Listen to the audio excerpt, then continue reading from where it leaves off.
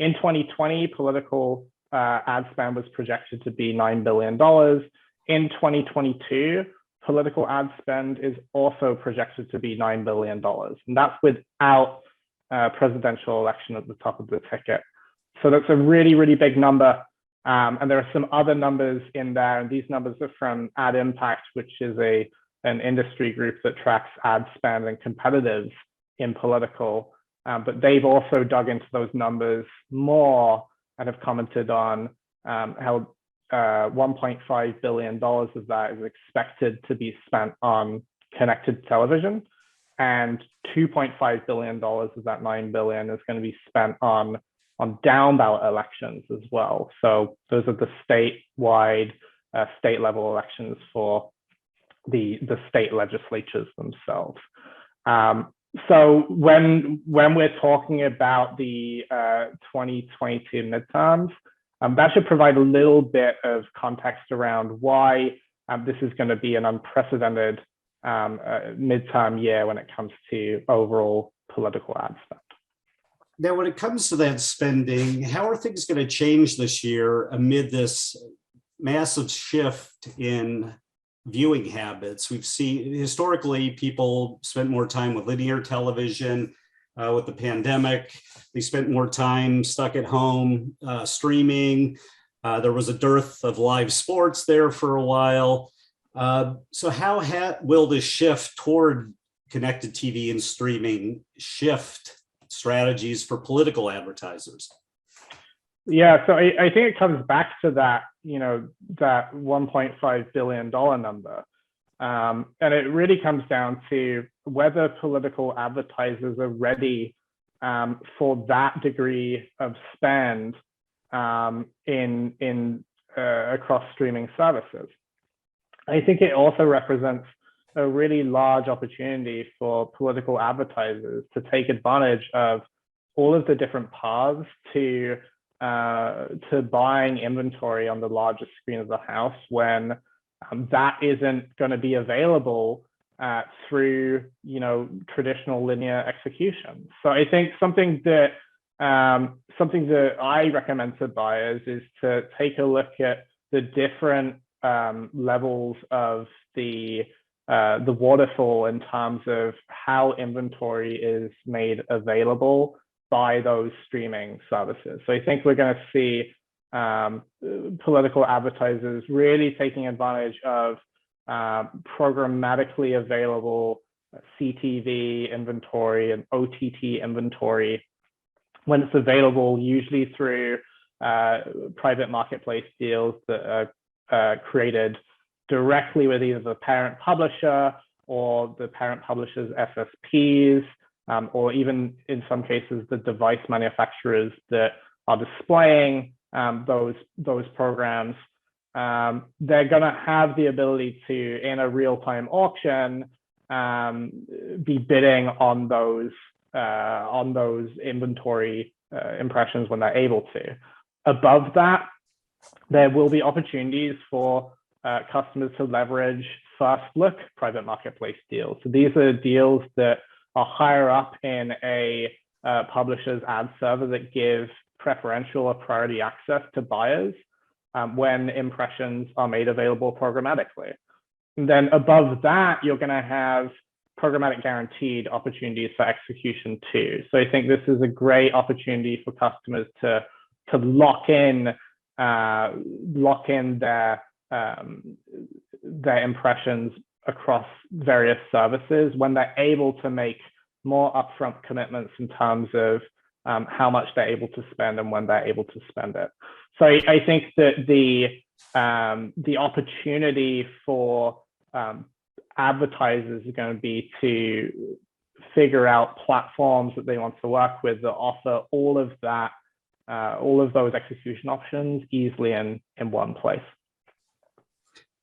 So when it comes to considering the quality, the impressions versus the cost, how does CTV and over-the-top fit in with that media mix?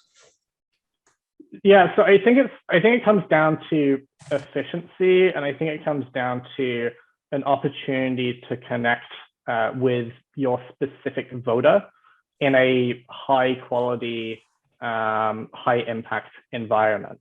I think the opportunity that programmatic CTV and OTT offers customers is the ability to not just advertise on the biggest screen in the house, but also, when available, advertise against voter file data on the biggest screen of the house. So you may be paying slightly more than otherwise untargeted linear TV impressions, sometimes a lot more than untargeted linear TV impressions. But the devil's really in the detail when it comes to the fact that one is targeted and therefore more efficient, and the other is untargeted, and there could be a lot of waste there.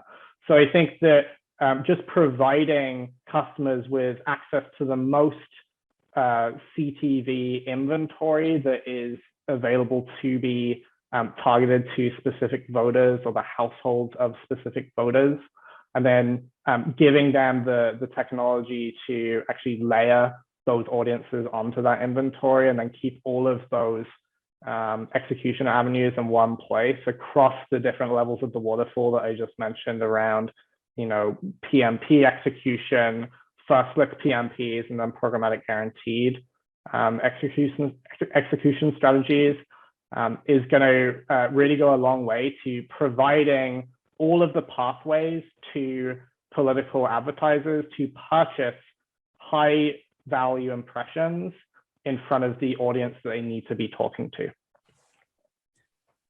And another thing that we've seen over the past couple of years is increased fragmentation with the launch of more ad-supported video on demand services and that kind of thing. So when campaigns are looking for simple execution versus broad reach, how do they achieve that in this kind of environment? Look, I think there's been a lot of fragmentation in this space. I think there's been a lot of coverage around, the term fragmentation. It's a lot of work for political advertisers to keep up with what that actually means and how to actually solve against that fragmentation. I think a large part of that is educating the customer as to how that fragmentation occurs and why it occurs, and then developing a solution that is easy to use, that provides the broadest connected TV reach, which is especially important when political customers are going to need to target that to specific voters. So in terms of the ease of executing those types of buys, I think political dollars will follow the path of least resistance. And there's now an opportunity with technology players in the space who not just understand the execution from a buy-side perspective or from a DSP perspective, but have broad coverage into the publisher and FSP space. There's a huge opportunity for political customers to not just be better educated on this fragmentation, but also be presented with customized and granular solutions to taking advantage of all of the different services and all of the different paths to those services inventory that is available this election season. Now, finally, I'd just like to hear what you think about what people should expect to happen in the next few months or throughout the rest of the political season. There's a lot at stake here. It's potentially control of the House of Representatives and perhaps the Senate. What kinds of things should we look forward to? Well, Rob, I'm not going to make any predictions. I stopped making predictions after 2016. What I can say is I think we have a really big opportunity to learn more about how execution is going to look like in 2022, looking forward into 2024. And I think from a perspective of what the outcome of the 2022 election is going to be in terms of the makeup of the Senate and the House of Representatives, it's obviously going to have potential to have a huge impact on what the 2024 presidential election is going to be. So I think there's a huge opportunity here for advertisers to take full advantage of CTV inventory across a variety of high quality publishers and services, and be able to weave those capabilities more into a unified approach to political campaigning that I hope we'll see a lot more of moving not just into 2022 more, but beyond, looking at 2024 as well.